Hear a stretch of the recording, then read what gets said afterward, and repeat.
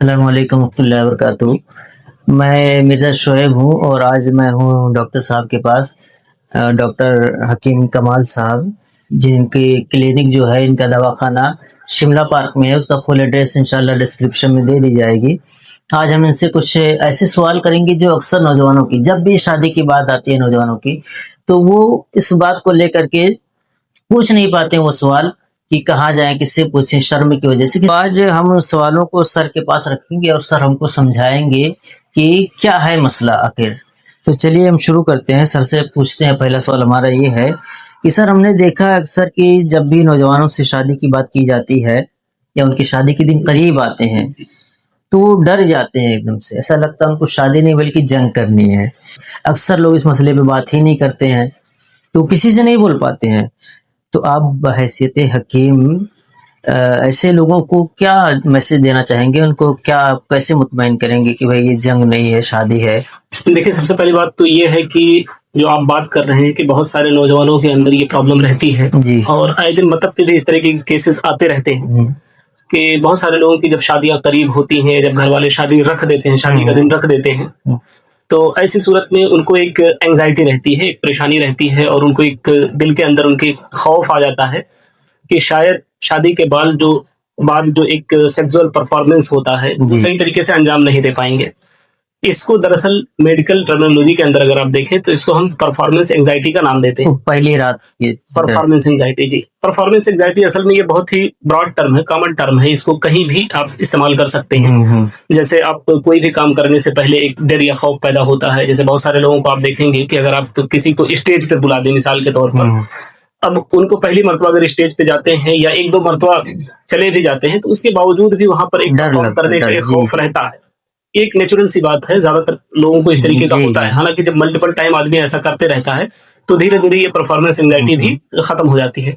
तो सेम उसी तरीके से कभी कभी ऐसा भी होता है बहुत सारे नौजवानों के अंदर कि जब उनके शादी के दिन करीब आते हैं तो उनको एक तरीके का खौफ आने लग जाता है, एक डर उनके अंदर बैठ जाता है, जिससे उनके अंदर डिप्रेशन भी पैदा होने लग जाता है। बहुत सारे लोग तो इतना ज्यादा परेशान हो जाते हैं कि फिर इधर उधर भटकते रहते हैं और कई मरतबा तो कुछ केसेस ऐसे भी आते हैं जो शादी करने से भी डरने लग जाते हैं। शादी से भी डरने, बिल्कुल, शादी से भी वो खौफ खाने लग जाते हैं और उनको लगता है कि शायद शादी होने के बाद जो सेक्सुअल परफॉर्मेंस है वो सही तरीके से नहीं दे पाएंगे। इसलिए अगर आप देखें तो बहुत सारे रीजन हो सकते हैं। उसमें तो एक इम्पोर्टेंट जो रीजन है वो ये है कि लो कॉन्फिडेंस, यानी इंसान खुद ब खुद एहसास कमतरी का शिकार हो जाता है। यानी बहुत सारी चीजों को सोच करके अपने अंदर ही दिल में वो उसको पता नहीं क्या सोच के बैठ जाता है और फिर उसके नतीजे में वो एहसास कमतरी का शिकार हो जाता है।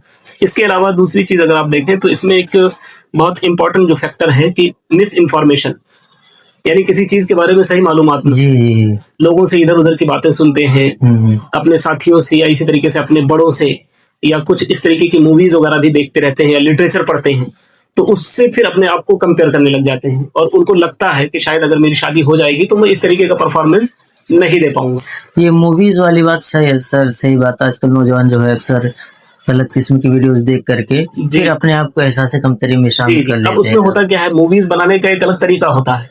अब आदमी सोचता है कि शायद मैं ऐसा नहीं कर पाऊंगा, तो उसकी वजह से उसके अंदर ये एहसास कमतरी पैदा होने लग जाती है। ये एक बहुत ही इंपॉर्टेंट रीजन होता है। दूसरा अगर आप देखें कि इसके अंदर एक बहुत इंपॉर्टेंट जो वजह है वो ये है कि पास्ट के अंदर जो बच्चे जो गलतियां करते हैं, खासतौर पर नौजवानों के अंदर मास्टरबेशन वगैरह की जो प्रॉब्लम है, या उसकी वजह से भी डरे रहते हैं, या जो नाजायज ताल्लुकात वगैरह भी कुछ लोग रखते हैं, तो उसकी वजह से भी उनके अंदर एक खौफ होता है। मास्टरबेशन की वजह से जो बच्चों के अंदर बहुत ज्यादा कॉमन है, ज्यादा है, और इस पे भी बात होनी चाहिए। तो इसकी वजह से भी उनको एक खौफ लग जाता है, जब उनको लगता है कि शायद मेरे से गलतियां हुई हैं और उस गलती की वजह से मेरे अंदर कुछ कमजोरी पैदा हो गई है, तो मेरी शादी होगी तो शादी होने के बाद ये जो सेक्सुअल परफॉर्मेंस है वो सही तरीके से नहीं दे पाऊंगा। तो ये भी एक बहुत ही इंपॉर्टेंट फैक्टर होता है। या इसके अलावा इसमें एक बहुत इंपॉर्टेंट चीज, जैसे इंसान ओवर थिंकिंग का शिकार होता है। बहुत सारे लोग खुद से ख्याली पुलाव बनाते रहते हैं और आपको जानकर ताज्जुब होगा कि कुछ बच्चे ऐसे भी होते हैं जिनकी शादी करीब होती है, वो इस परफॉर्मेंस एंग्जाइटी को ख्वाब से भी ताबिर उससे कंपेयर करने लग जाते हैं। ख्वाब से कंपेयर करते हैं कि मैंने ख्वाब देखा था, मुझे इस तरीके की चीज नहीं हो पाई थी, तो शायद मैं कमजोर हूँ। ये भी एक मसला होता है। हालांकि ख्वाब एक अलग चीज है और उसका हकीकत से, हकीकी दुनिया एक अलग चीज है, उसका हकीकत से क्या लेना देना है। लेकिन इस तरह की चीजें हैं जो एक कह सकते हैं कि परफॉर्मेंस एंजाइटी का सबब बनती है। जी, तो ये सारी चीजें जो है, तो इसका हल क्या है, कैसे समझाया जाए लोगों को, इसका सोल्यूशन होगा कुछ? जी जी बिल्कुल, इसका सोल्यूशन है। पहली बात तो ये है कि जो मिस इन्फॉर्मेशन है उसको दुरुस्त करना चाहिए, यानी जो गलत मालूमात हासिल हुई है उस पे बहुत ज्यादा यकीन नहीं करना चाहिए। देखिए, शादी का जो ये प्रोसेस होता है, ये शादी का जो एक मकसद होता है, जाहिर सी बात है कोई पहले से ही बहुत ज्यादा एक्सपीरियंस नहीं होता है। ये आहिस्ता आहिस्ता आदमी सीखता है और आहिस्ता आहिस्ता इंसान के परफॉर्मेंस बेहतर होते हैं।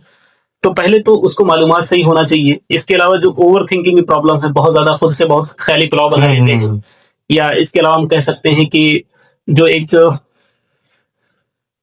जो कॉन्फिडेंस है, जो लो कॉन्फिडेंस होता है, कॉन्फिडेंस को बेहतर करना बढ़ाने की जरूरत है। हाँ बिल्कुल, ऐसा उसको बढ़ाने की जरूरत है। तो इसके लिए जाहिर सी बात है कि ऐसे लोगों के साथ रहना चाहिए जो उनको मोटिवेट कर सके, या ऐसे डॉक्टर से कंसल्ट करना चाहिए। कई मरतबा उनको कंसल्ट करके जानकारी जरूरत पड़ती है कि जो उनको सही तरीके से मोटिवेट कर सके। लेकिन मार्केट में ऐसे बहुत सारे लोग हैं कि अगर आप देखें कि इस तरीके के पास इस तरह की सिचुएशन में जब लोग डॉक्टर के पास जाते हैं या किसी हकीम के पास जाते हैं, तो उसको मरीज को बहुत बड़ी बीमारी बना करके पेश करते हैं। हालांकि ज्यादातर केसेस के अंदर बहुत ज्यादा मोटी रकम भी वसूल कर लेते हैं।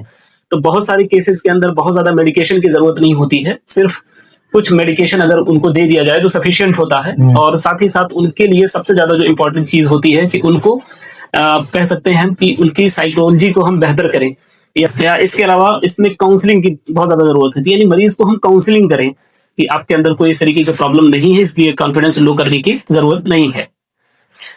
कमजोरी नहीं रहती, एहसास कमतरी का शिकार हो जाते हैं लोग। जी जी बिल्कुल, कमजोरी नहीं रहती है, एहसास कमतरी का शिकार हो जाते हैं। इसके अलावा ऐसे लोगों को चाहिए, या बच्चों को चाहिए कम से कम, जो गलत चीजें हैं या गलत फिल्म्स वगैरह हैं या इस तरीके के लिटरेचर हैं, उनसे देखना या उनको पढ़ना ये बिल्कुल छोड़ दें, और ऐसी चीजों पर यकीन बिल्कुल ना करें।